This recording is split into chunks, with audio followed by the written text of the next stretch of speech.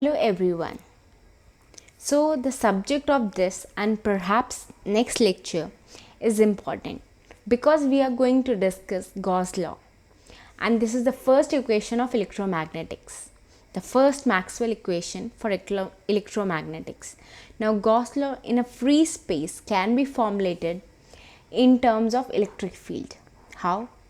I know electric field of a point charge. The electric field of a point charge is given by q by 4 pi epsilon naught epsilon r square in the direction of r. Okay.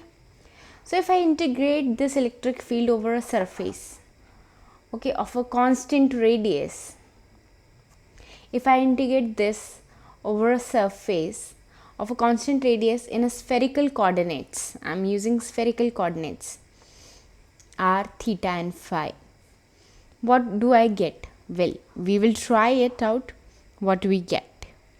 So, what is this DSR? Okay, so which is surface integral of spherical coordinates system. I know what this is, right? So, this is r square sine theta d phi at a given radius of r, of a given radius r of a unit sphere. And this is the surface area element. Okay, so this is surface area element that we are looking for, and this is given by r square sine theta d phi. Now if I integrate this electric field, what do I get? I have q by 4 pi epsilon naught epsilon r square multiplied by r square sine theta d phi. Okay, now if I integrate this one from 0 to pi and 0 to 2 pi, correct? So you can see that r2 get cancelled. Okay, so I left with q 4 pi epsilon naught epsilon r, correct? And the remaining part with integration over d phi. You are going from 0 to 2 pi and integral over sine theta from 0 to pi. So you are going to get another value of 2 pi. Integrate over sine theta 0 to pi, you will get another 2. Okay, so you are essentially going to get 4 pi, which get cancelled on both numerator and denominator. Here it will get cancelled with this. So I left with q by epsilon naught epsilon r is also there.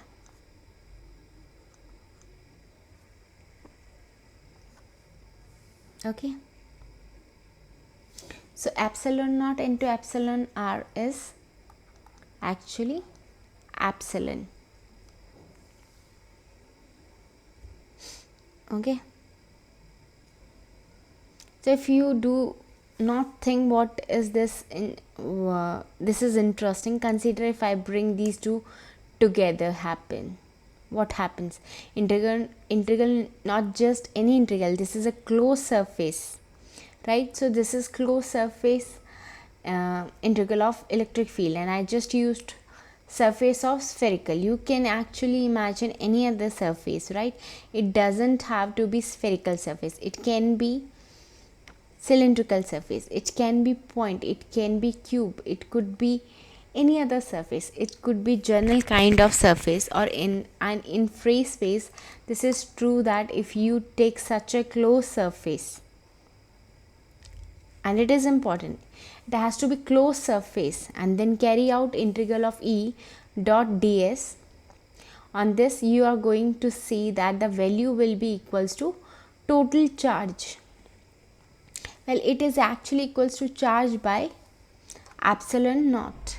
So I can actually put this epsilon naught on left hand side, and I get this expression, which is very interesting.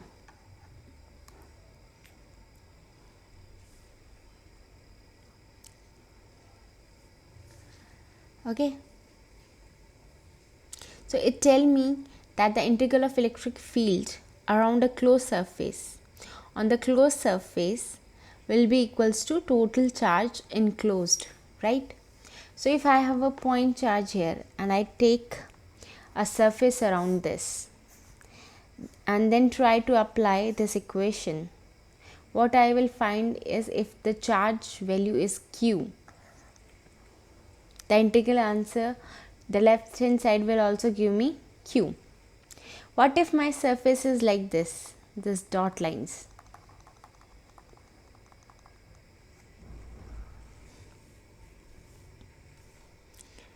Right? So what will be the output here? If you are trying to integrate the electric field, well, the output will be equals to a big 0 because there is no charge enclosed here, no charge enclosed in the surface. So as long as surface is enclosing the charge, you are going to get charge, and such surfaces are called Gaussian surface. A Gaussian surface is one actually encloses, and in it is a closed surface which is typically used to calculate the charge enclosed. Okay, now this is my by itself may not have been very useful unless I do not know what is electric field, but I can somehow guess what is charge distribution. Okay, so for more analytical problem which possess some sort of symmetry, this equation can be used, this equation.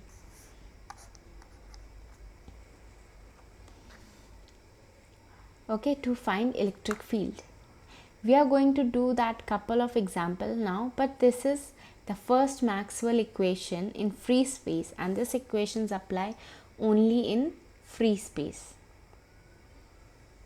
That's why I'm considering ER is equals to 1 because of my free space. Okay, and that's why I'm not including it here.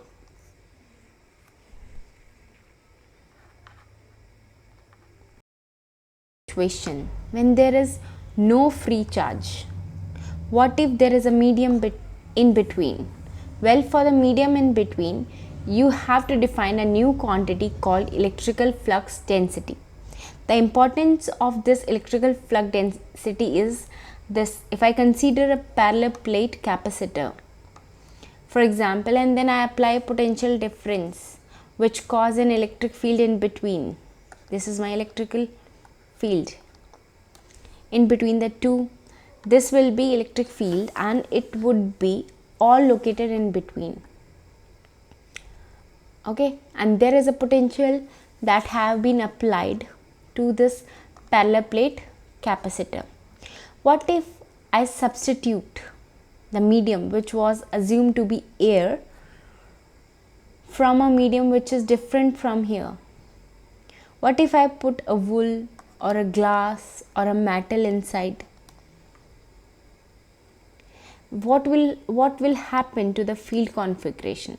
Well, what happen is that the field actually changes because all these matters, wool, glass, metal, although these are different types of material, they all are composed of atoms, and atoms are composed of nucleus and electrons. Okay, so that there are charges on microscopic scale.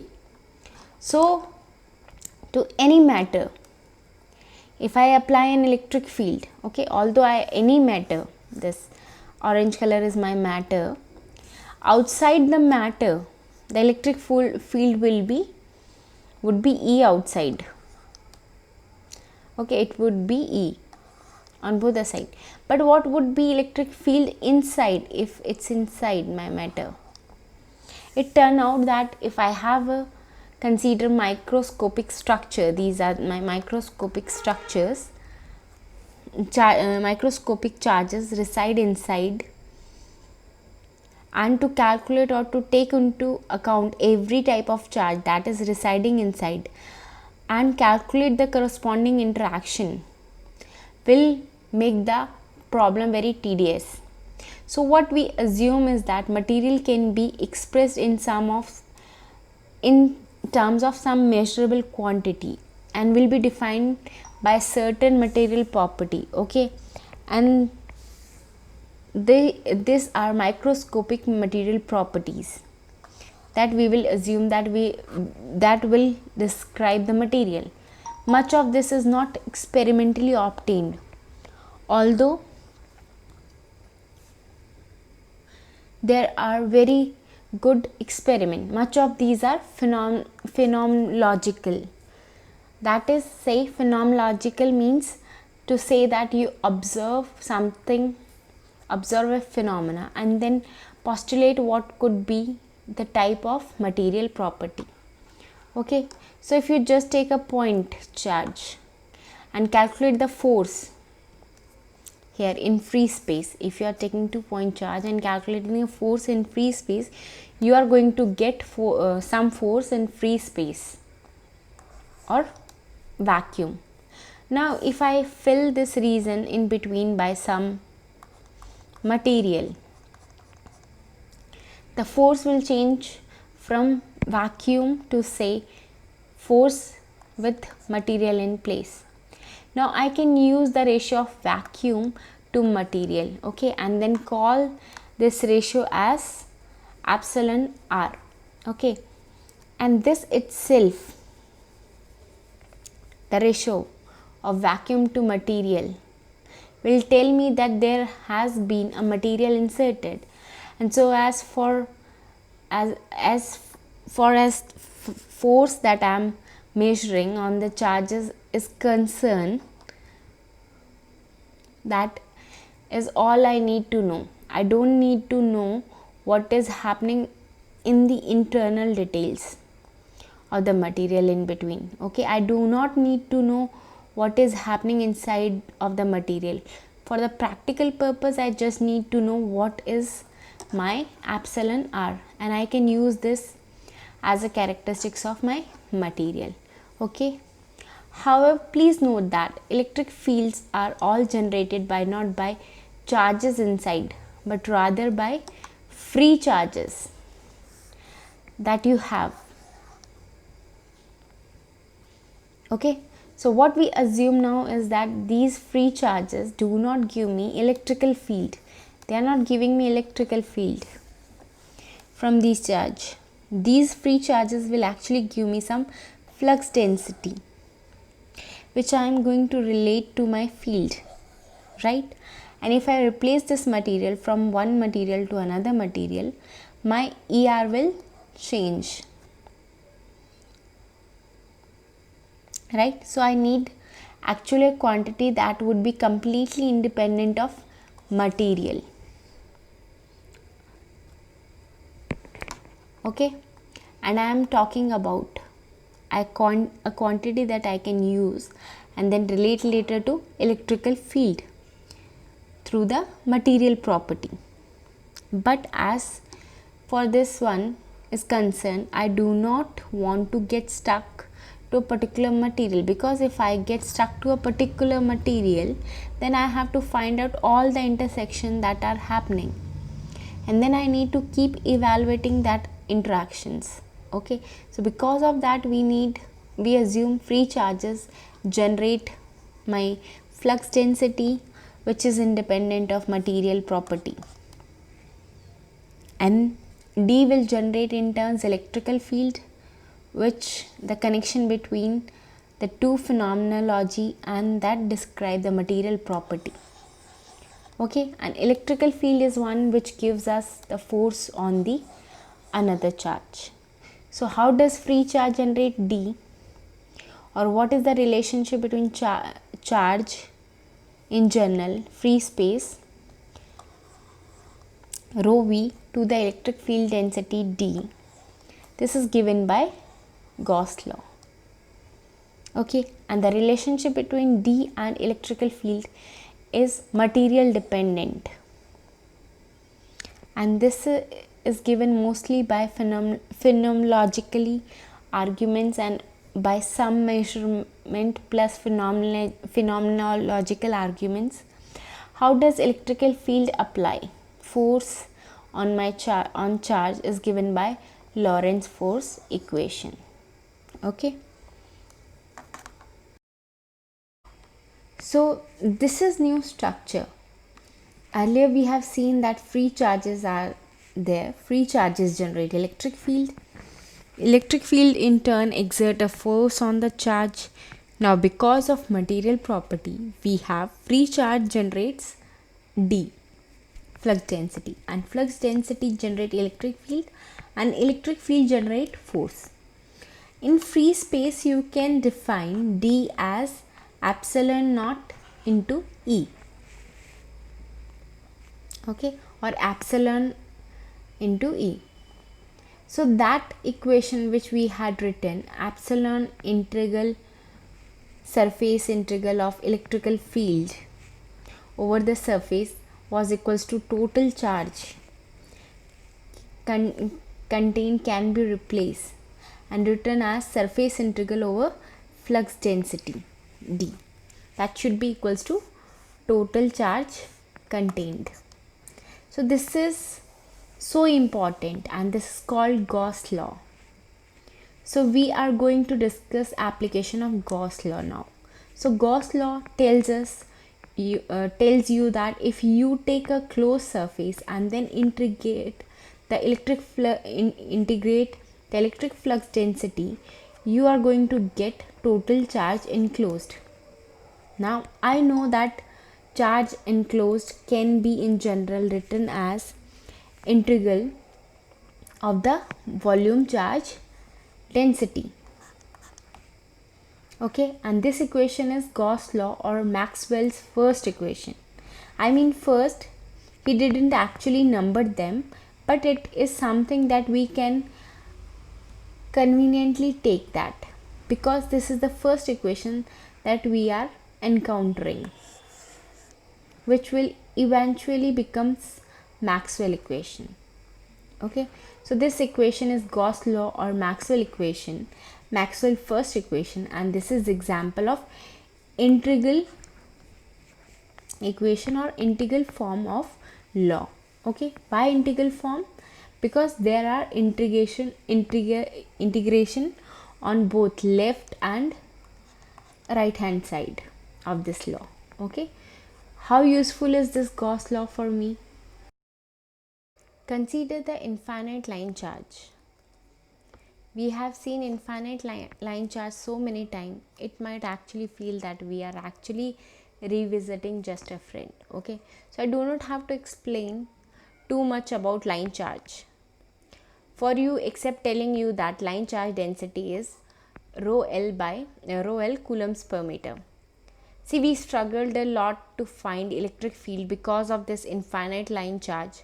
First we start with Cartesian coordinate system. We had to do 3 integrals, and we found that the problem could be simplified somewhat by using a different coordinate system, which was much better suited for it, which was cylindrical coordinate system. Then again we used symmetry to deduce that the only electric field component that we are going to get will be radial component, and that the electric field also will be radially directed. Okay, so we saw that in last lectures.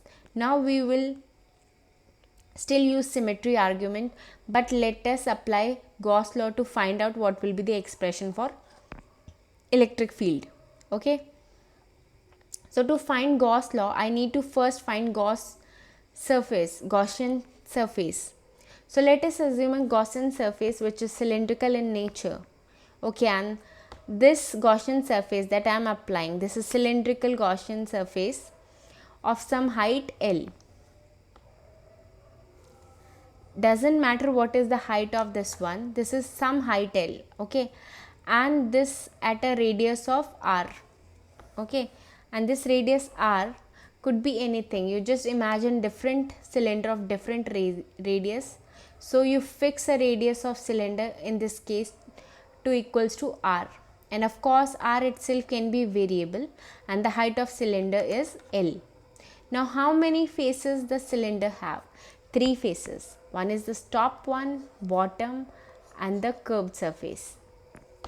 Now symmetry already tell us no matter where on this surface point on cylindrical I am located, symmetry already tell me that there can't be Z component, there can't be phi component, correct? So the only component I can have will be along radial component, and this is good for us because on the curved surface, the surface of cylinder is given by r d phi dz along radial direction. So I can substitute that into this expression. So I have closed surface integral broken into three parts: top, bottom and curved. So I can consider curved surface integral, which will be d dot r d phi dz r hat. So clearly if d has a component of r, phi and z, correct, the only component that will be non-zero will be expression for dr component. So writing that dr, so write d dr r hat plus d phi phi hat plus dz z hat. I can see that dot product provides r makes r dot phi go away, r dot z go away. So inside of this one of the curved surface will be just dr r. Okay, this dot will not be there. It will be dr r d phi dz. So what are the value of d phi and dz? Well, for this curved surface, phi should be 0 to 2 pi and z would be for any point, from any point, which will in total will give me a height of L. So let us say this is A and this is B. So B minus A is L. Then the integral will be from A to B. So this expression is right to the left of Gauss law. So this left hand side of Gauss law, now I can proceed to do the integral over here. If I know that dr will not be a function of phi and z, we know that dr is not going to be a function of phi and z because of symmetry. If you move around the line charge, you are going to see the same line everywhere on dr.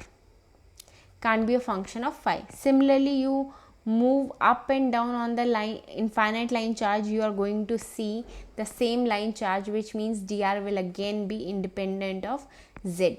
So dr is a function of r. Okay, r only, and this is integral over phi and z.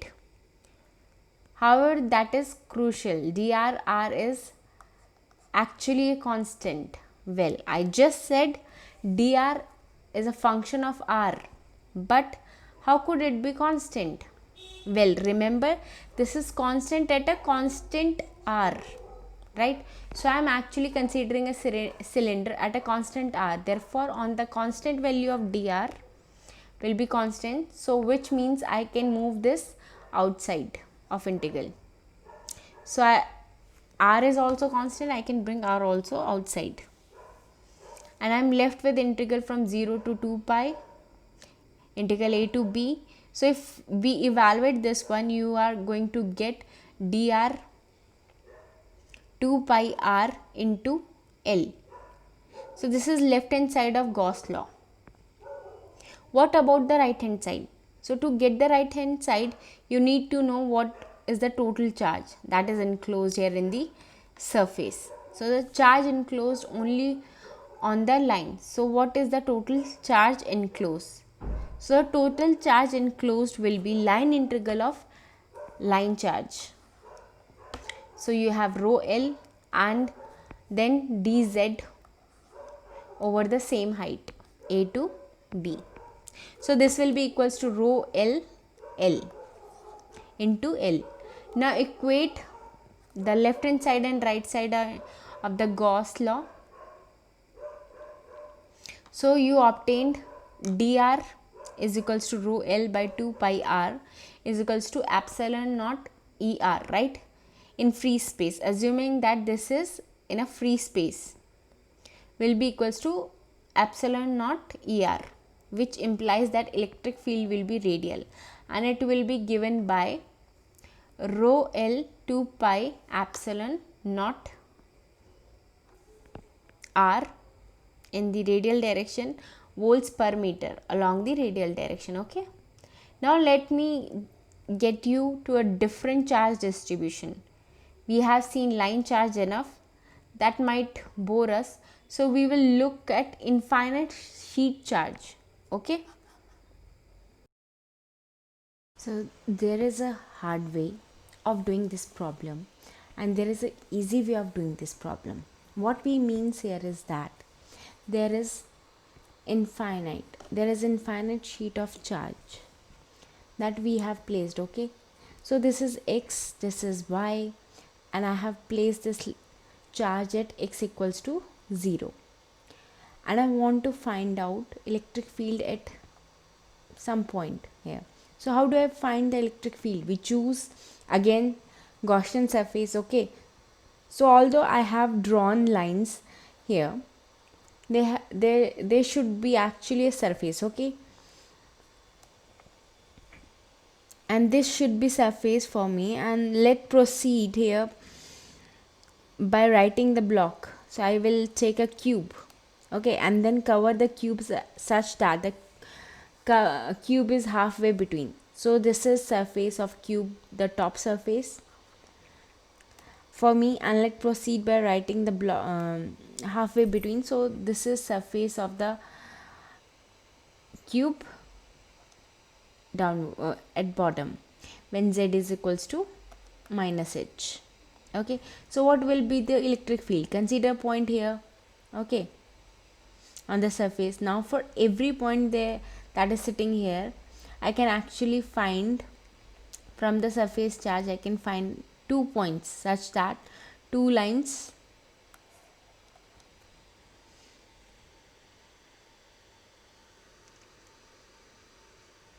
such that electric field will be directed in this way, but the resultant of 2 electric field will be directed along z axis. So you can imagine that this is a plane, right? Plane charge is there, I am showing. So plane charge that we have, for the plane charge I am going to consider Gaussian surface, and that Gaussian surface will have halfway located like surface. This is z is equals to h and this is z is equals to minus h. Now this point charge, now imagine that on this point I am going to find electric field, and there is a line here, line inside the surface, this surface line inside this surface would run like this. There is another line that would be run like this. Okay, so this is, or along this line is the line charge, all uniform, right? So I can actually think of plane of charge as infinite number of line charges, right? A plane of charge can be written as infinite number of line charges. So this line charge which is running here, and you have to imagine that boxes here would give me an electric field in this direction, right? Because at this point I want to find electric field, I could give me electric field in this direction, perpendicular. Similarly, there is electric field here, so another line charge, same direction, same magnitude, but it is direction in this way. So now I have 2 charges, and one directed in this way and the another directed in this way. I mean 2 forces, one directed this way and another directed this way, and resultant field or the resultant D field would have been perpendicular. So it would be along z axis. So you can do this for any point on your pile box that we have considered.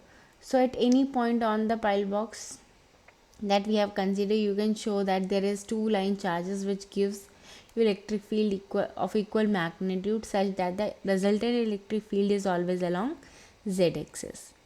Then I know that D field is going to be along z axis only, right? So it will be say that z hat dz. Okay, So what will happen to the left hand side of Gaussian law?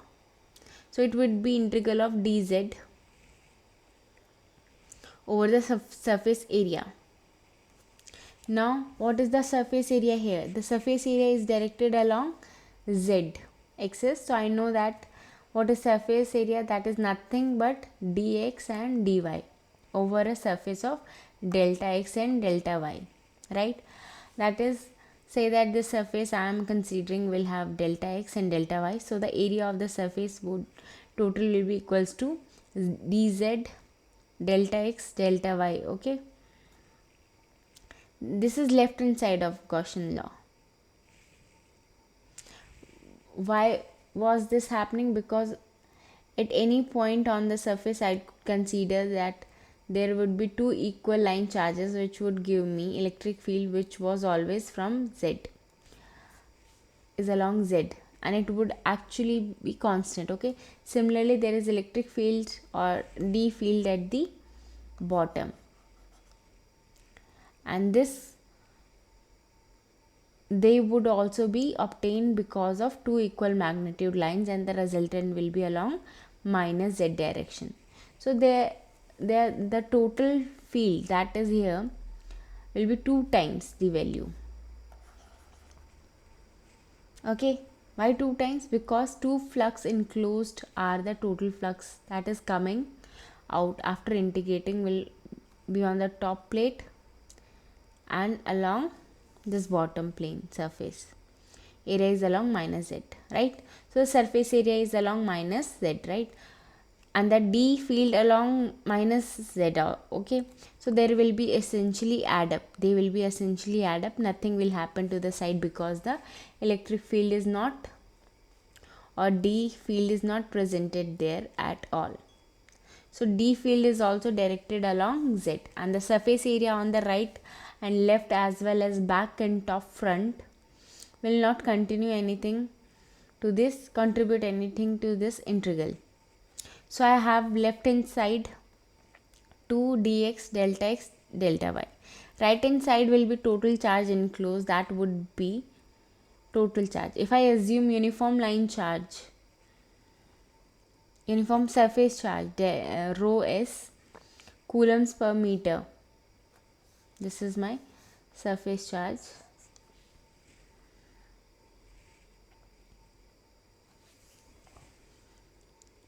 Which is entirely on z equals to 0 plane. So the total charge enclosed by surface area will be rho s into delta x delta y, which will give me dz equals to rho s by 2 electrical field. Ez will equals to rho s by 2 sigma epsilon naught, right? So this is interesting because the electric field directed entirely along z axis, and that is electric field is completely constant. It is not depending on x, not depending on y, not depending on z. The electric field is same strength as it is at 100 meters as it would be 1 million kilometer from the source, right? Of course this is completely an idealization, but a good example would be this tube light. Okay, so if I had only one tube light here, that the lighting of tube light provide would essentially have same strength near the tube light or this table or floor. Okay, so it doesn't change anything. If I go from here to here, I'm seeing the exact illumination of the light. So I take the top, I'm seeing the exact illumination. Okay, so that's all for today's lecture. Thank you.